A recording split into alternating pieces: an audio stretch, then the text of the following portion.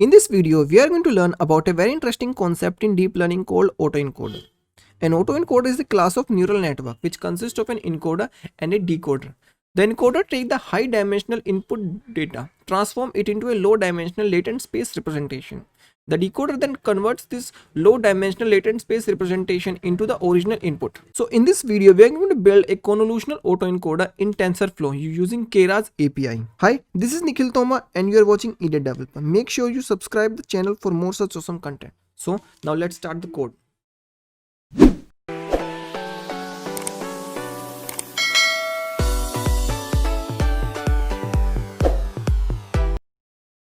First, let's discuss the difference between a vanilla autoencoder and a convolutional autoencoder. So let's say we have an image and its size is 28 by 28 by 1. So in case of vanilla encoder, we need to flatten that image to 784 pixels. Okay. So by flattening an image, we lose the spatial information because each pixel is related to its neighboring pixel in an image.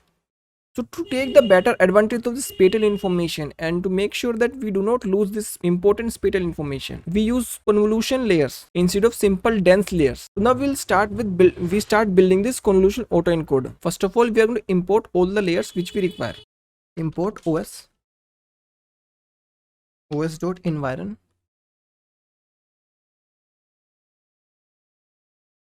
So this is this is TFCPP min log level. So basically what we're going to do is we do not want to view any messages or warnings from the TensorFlow. We just want to see error and the message which we want to print on the console. Next, we're going to import the NumPy, Matplotlib and some layers from the TensorFlow. NumPy s np matplotlib.pyplot splt. So we're going to use Matplotlib for the visualization of the original input image and the reconstructed input image. Next, we're going to import the TensorFlow, our framework, to build the autoencoder. You can also use PyTorch, but for this demonstration, I'm going to use this also. So you can watch this video, get the basic concept, and you can write the PyTorch version also. Now we're going to import some layers from the TensorFlow.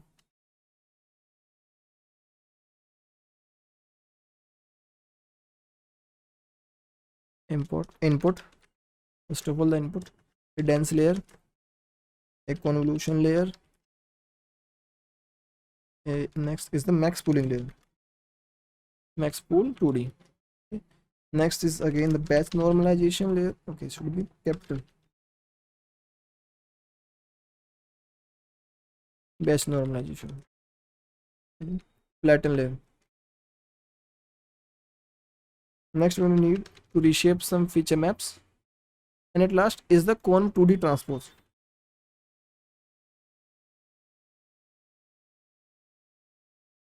So we're going to use this con 2D transpose, the transpose convolution in the decoder only. Decoder. Next, we're going to import the model class.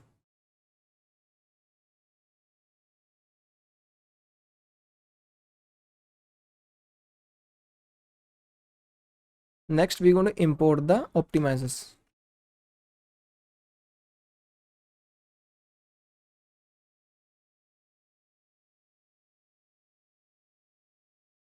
So now we have imported all the functions and classes libraries. Next, we're going to seed the environment to make sure that the randomness is always same, whether I run this program on my system or your system.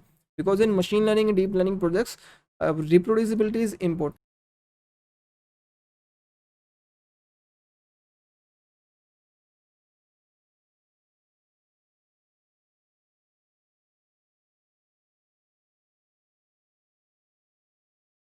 Now we're going to load the dataset.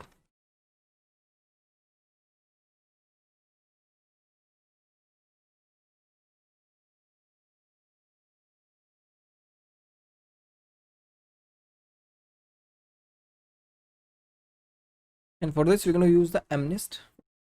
Let's load the training and the testing images and their respective labels. But we're only going to need the images, so we can leave the labels.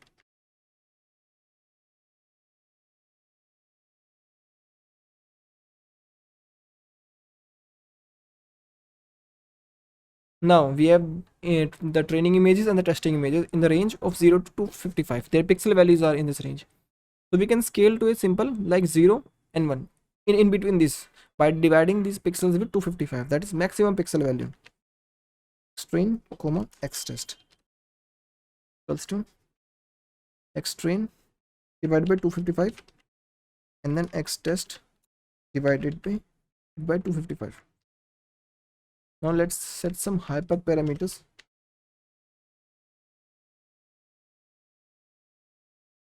First is height 28, width is going to be 28, number of channels is going to be 1. So here we are using grayscale images, so number of channels would be 1.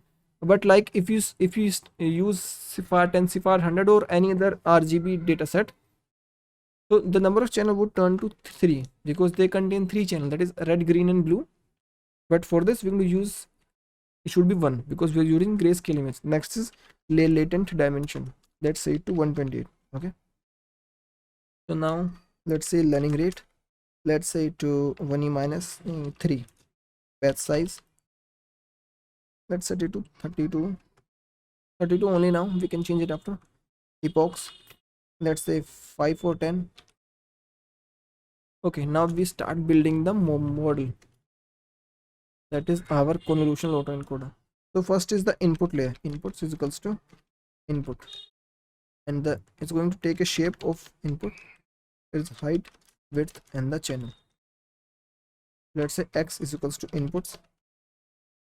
Now we're going to start building the autoencoder, not the autoencoder, encoder part of the autoencoder. This is equals to conv 2d. So we're going to start with 32, that is number of feature channels with 3 by 3 kernel size, and padding is going to be same, and x as the input. Next is the batch normalization layer. Next is leaky relu, or you can say the simple relu. We can also use have import leaky relu. No, so let's import leaky relu also. I think leaky relu is much better than the normal relu for generative task like GAN or autoencoders. Let's use it and set alpha to 0.2. Okay, now is the max pooling layer. Okay, 2 by 2 max, set it to x. Now let's build another decoder block. So this kind of block here. Okay, so we have 2 decoder block. We're going to change it the number of feature channels, that is 64. So we reduces the spatial dimension, height and width, and increases the number of feature channels. So let's say here we have the size is 28 by 28. Okay, here it will also remain the same 28 by 28. Here also it would remain the same 28. So but at the max pooling we are performing a 2 by 2 max pooling, so it would reduce to half, like 14, and here it start with 14 and end with 17. So the final shape here would be, let's say batch size, 7, 7, 64. So the number of feature channels are 64, that's why it would be 64. Okay, so we're gonna need this, just remember it. We can also print it out, x dot shape, and we can also check if there's any issue or any problem with the code. So it would give us some error. So you can see the shape is none basically refer to batch size, 7, 7, 64. So you can say I'm right here. So now we will build so now comes the latent representation part. First of all, we're going to flatten this input, the x, and it goes through a dense layer. Okay, so let's write a variable first, number of units, x dot shape. So units basically refers to as 7 into 7 into 64. Okay, this is what unit refers to, because we flatten it, so it would be like batch size, 7 into 7 into 64.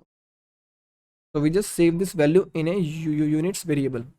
Next is a dense layer, dense latent dimension. Let's give it a name, latent dim, latent. Next also comes a dense layer with units as the number of node and x as the input. Now I'm going to use the leaky ReLU as the input. Let's copy it from here directly, and after that we're going to reshape it to the original input. Let's say it is what we have, this original sizes 7 by 7 by 64. Okay, so let's print shape. It should be same shape. Let's, that is none comma 7 comma 7 comma 64, and if it is there's any issue, we can also see that. So make sure that you run your program in between. So you can see there's some issue here, and let's check it out at which line we have this issue. So line number 48. Let's check the line number 48. Okay, so this dense layer does not receive any input. Okay, let's check flatten receive input, then this dense unit. Okay, so everything, and this reshape layer also doesn't receive input. Okay, so you can see we have some mistakes and we have corrected them. Okay, so you can see both the shapes are same. Let's remove these variables. Now comes the decoder. So decoder start with a transpose convolution 64, or we can say 32 as the number of filters, a 3 by 3, or we can say 4 by 4. Destroyed. Also 2, as we want to double the spatial dimension, height and the width. So here height is 7 by 7. It would be transformed to let's say the size of this layer would be, that is what it would be. It would be none, that is base size comma 14 comma 14 comma 32. Okay, should be 14 not 15. So let's print it again and check, so that we can confirm our prediction is right.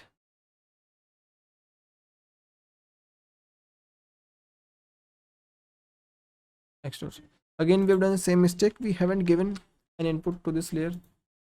That's common mistake which everybody can do, and I also do. So you will also do. So you can see the shape 14 by 14 by 32. So now we're going to use a batch normalization and a leaky ReLU. We're going to copy it from here. Okay, so now the shape is 14 comma 14 comma 32. Again we're going to copy this, but this time the shape changes here to 28 by 28. But what are the number of channel we require? We require number of channel S1. So number of feature channels would be 1. Okay, again everything would be same. So now we have the output. Let's set it to x as x. Now I'm going to print the shape of x. Hope that it would be like 28 by 28 by 1. So we have written the original output with the same dimension as the original input. Okay, now we're going to build the autoencoder. Model, inputs, outputs. Let's give it a name, on autoencoder. Okay, now we're going to need to compile this model. Okay, there's one mistake I've done. Instead of this leaky ReLU, we need to use the sigmoid activation function, because sigmoid gives values in the range of 0 and 1, and we also need that range. So we can multiply the output of the sigmoid with 255, so it can convert the pixel values from 0 to 255 in any range.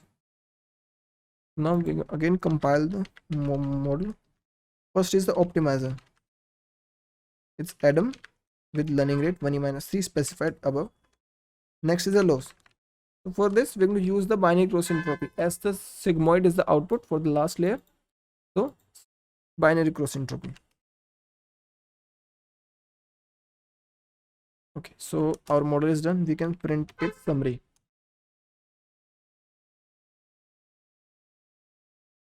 So let's run it again and see for any issue or error. After that we're going to train it. Okay, activation is not defined, so we haven't import this activation here. So we can import it. Yeah, we haven't imported. Or okay, let's run it again and see for any error or anything. Okay, okay, again mistake. It should not be model, it should be autoencoder. An error, I've written correctly autoencoder. So that's these are some mistakes which everyone does. Okay, now you can see the complete model summary.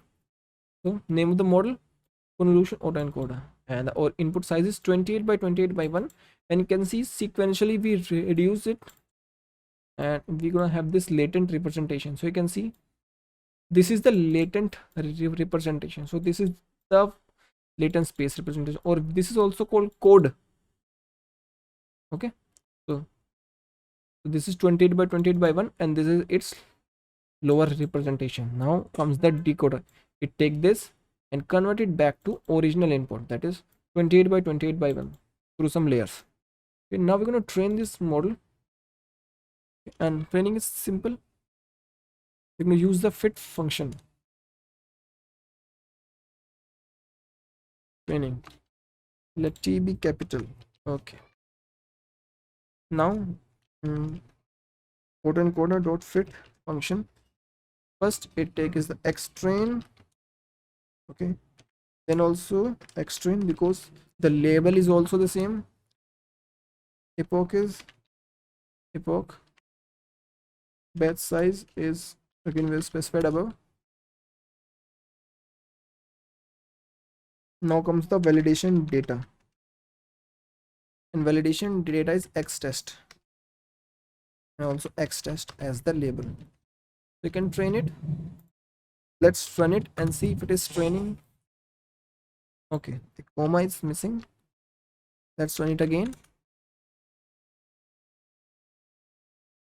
Okay, again some autocomplete mistake is there. Okay, there's a lot of mistake. Let's run it again. Okay, so you can see the training has started. I think so. Yes, the training has started. So let's write the rest of the code. We can stop this because we won't train it here. We just want to see if it is training or not. So it's training. So till now everything is fine. Now here we're going to see we're going to predict, we're going to make prediction, and we're going to visualize. So prediction is going to be on test data, test pred by. Okay, so let's predict autoencoder dot predict on the x test. Okay, now we're going to visualize it.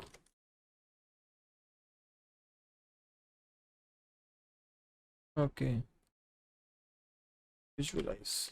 Sometimes small first letter at small, it feel unusual, doesn't sound good. So it's my brain forces me to just capital it. So let's say we want to display 10 digits. Okay, set n is equals to 10. Okay. plt dot figure fixed size. Fixed size, let's say 20 by 4. Okay, now first of all we're going to display the original x is equals to plt dot subplot. So let's say 2 comma n I plus 1. Okay, so don't go much detail into this. It's just for displaying purpose. Ax dot set title original image. So this is the title which is going to place above the missed image, original image, so that we can see which one is original and which one is predicted image. Now show the image, plt dot I am show. Okay, now x test dot, that is I. So do you think we need to reshape it? I don't know. Let's reshape it to height and width. Just I don't think we need to reshape it, but still let's say gray. We want to display it as a grayscale image. Now we want to set the axis to false. Axis means we want just axis to be invisible. So ax dot get x-axis set. Okay, should be a function, set visible to false. Ax dot get y-axis set visible to false. Okay, so same we're going to do for the predicted image. We're going to copy this.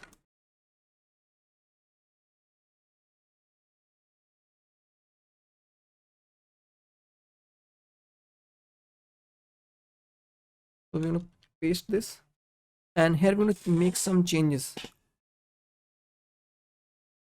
So I plus 1 plus n. Okay, and after that we're going to say this is predicted image, not original image. Okay, this is predicted image. So here this should be the test pred by. Again same I. We're going to reshape it to height and width, display it as gray scale, and we're going to save the image. Save fig with the name, let's say conv autoencoder .png. Okay, so now we can just train the model again. Okay, so what? Okay, this is not, this should not be an issue. Okay, what I've done, I've just done a simple mistake. There should be a loop here, and just forgot to place the loop. I'm writing it directly. So I know many would note this mistake, but just be cool. Everybody may make mistake, and also have make some mistake. Okay, let's see. Okay, so training is started, so we can wait because this training wouldn't take much time. It would be easy. Okay, so validation loss is 0.1497. So okay, it's good. Starting with such a low, now it's 9% from 14, it 9%. So we have seen a decrease in 5%. Let's, yes, 5%. So here we have a decrease of 2% in the validation loss. So validation loss is much less than the training loss. Okay, this is the fifth and the last epoch. So you can train it more on more epoch and get much better result. But for this demonstration, we're gonna train it with 5 epoch only. Okay, so everything is fine. Now I can visualize our convolution there. Okay, so you can see this sort of something, some mistake is there. Okay, so let's test it. Okay, let me see. Okay, should be 2 and 2 comma n I plus 1. Okay, it's good. It is 2 and I plus 1 plus n. It's good. So where is the error? Why aren't we getting nice images? See how this is done. We have only one, rest 9 images. Where are they? No one knows. There's some issue with it.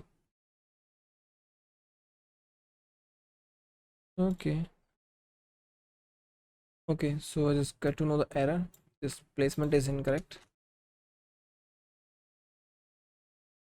So I know there's a lot of mistake in the code, so I'm sorry for that, but still everything is working fine now. So again we're going to train it. So we should get 14%. Okay, 14%. So you can see we have again the loss is 14% initially because we have used seeding. We have just seed the randomness, but there would be some difference in some decimal places. There's some minor difference, but if you use PyTorch, there wouldn't be any minor difference also, because the reproducibility in PyTorch is awesome. I just love that thing. PyTorch is also simple. I've used it, so there's going to be more videos, some new videos in the PyTorch also. So PyTorch users, please, you are welcome in the future. Subscribe the channel now. You will get much good content. So let's see if we, okay, so we have convolutional autoencoder. Okay, now I can see the 10 original images and the 10 predicted images. So these, the above one are the original images and the below one are the predicted images. So you can see they are nearly 99% copy. There should be somewhere some little difference. Okay, so in 9 you can see there's a, let me just zoom it and show you. You can see at this place there's a pixel here. This is simple line. Okay, the simple line here, but this doesn't be reconstructed here. So you can see there's some minor difference, but we can ignore that because our aim is not to reproduce the result. Our aim is to just get a lower dimensional representation of that image. So we can just like we need to transfer some image. So if we going to transfer the original image, it would be much heavy. So what we can do, we can place the encoder at one side of the network and decoder on the other side. So one side of the network would take the original image and convert it into a lower dimension and send that latent space representation to the other side of the network, and the other side of the network can use that latent space representation, go it through the encoder and get the original reconstructed image. So you can see how we can just use this simple autoencoder, okay, to save our bandwidth of the network. You can also use it to like to measure the similarity between the image, just make little modification in it. Let's say we have these two, 7 and 7, so it should be same. Okay, so their latent representation should also be same. So that's the fact. Remember this point. You can create some better thing from this autoencoder. So we've reached the end of the video. So I hope you enjoy the video content and everything and get some good information from it. Thank you.